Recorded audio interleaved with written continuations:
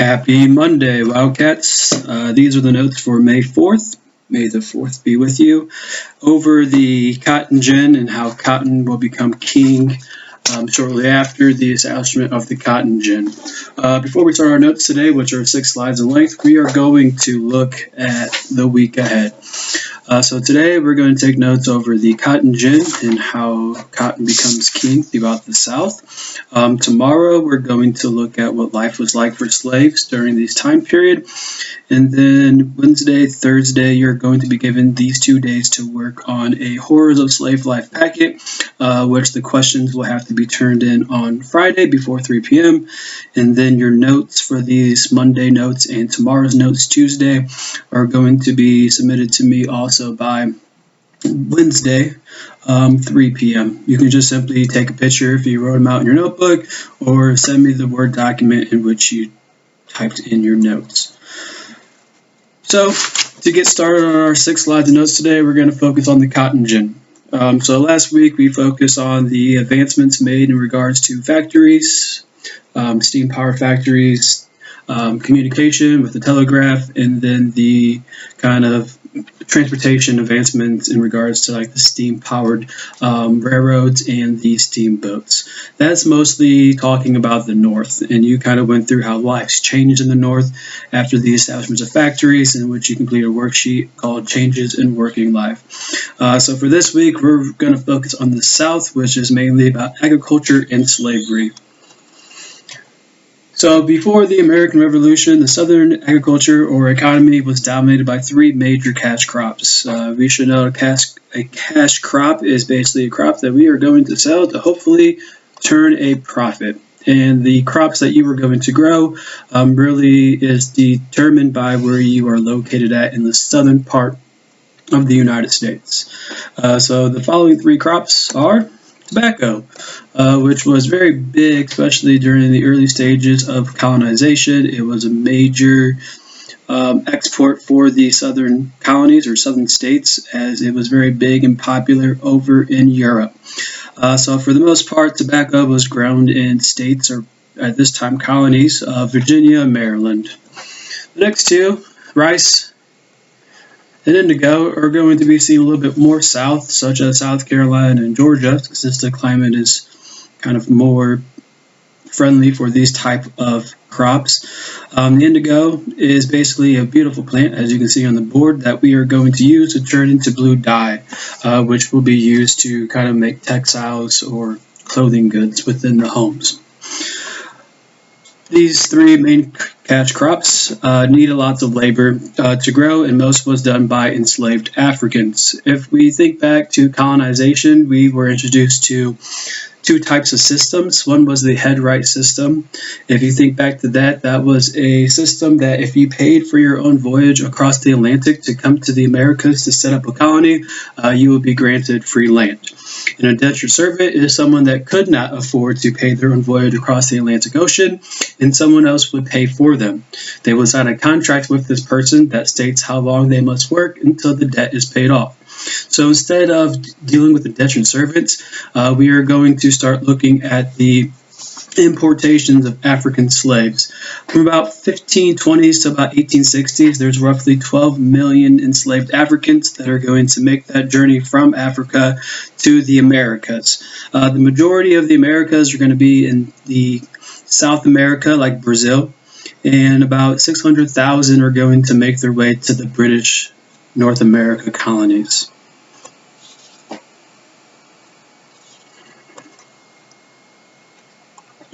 Shortly following the American Revolution, the South's going to turn their attention to growing cotton.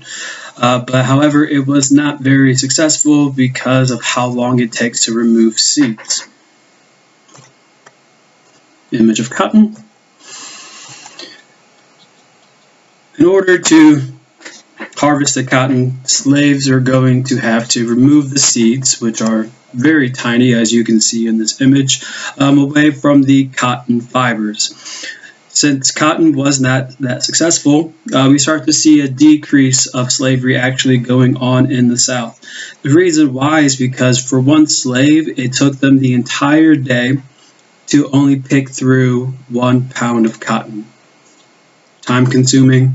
You're not going to make a lot of money off of this.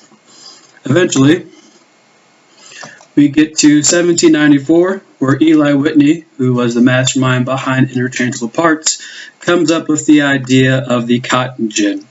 He actually gets the idea when he goes and travels to Georgia, where he meets a widow who is running a plantation. And there they realize that there needs to be some type of technology that will utilize the slave labor to increase the profits of cotton. He files the patent in 1794, and it starts to take over the entire South. The cotton gin, the gin part represents engine. Basically, the cotton gin is going to use a hand crank that is going to move the cylinders with wire teeth. As we can see, a kind of black and white image of a cotton gin on the board right now, with the wire teeth that are going to pull the fibers from the seeds and basically separates it. This will actually increase the production of cotton in the southern states by roughly 50%.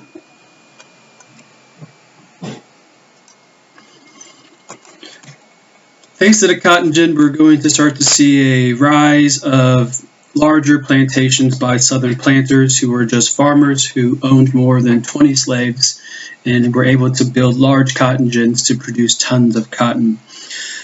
Looking ahead, one of your activities is to look at the costs of slaves. You'll notice that before the invention of the cotton gin in the late 1700s, early 1800s, the price for a slave was actually going down.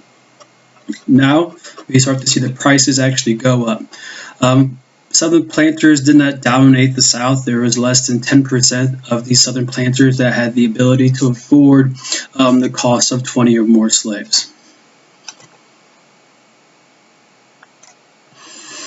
The cotton gin made cotton so profitable that Southerners stopped growing all other crops, making king cotton. It also gets the term white gold. By about 1850, there are more millionaires in Natchez, Mississippi than anywhere else in the world. One of the richest men in the South at this time owns 40,000 acres of land. So we start to see the South change their ideas about growing different crops and just focusing on the hot commodity of cotton.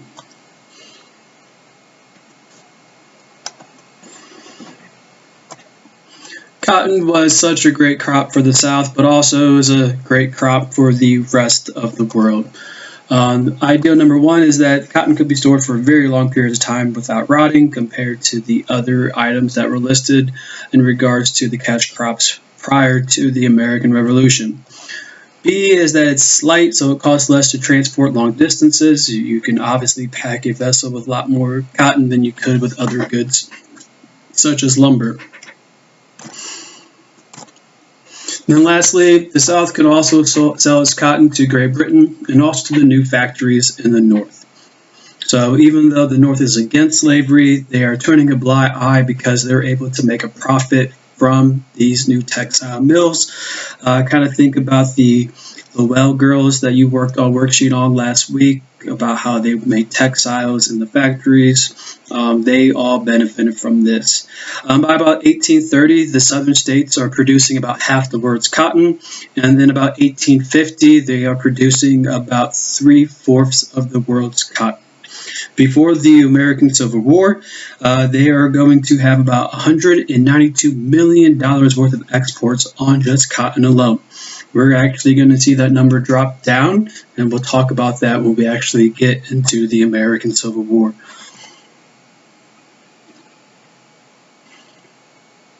I'd like to add one more thing. Sorry for the delay. I was trying to get my notes right.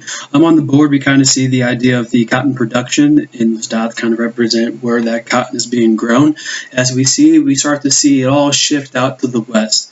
The reason why cotton is going to expand out west, and the Southerners want slavery to expand out west, is because cotton doesn't last very long in the soil. What I mean by that is that after a handful of yields, you're going to notice that the soil is going to lose nutrition, and you're really not going to be able to grow any crops in that area.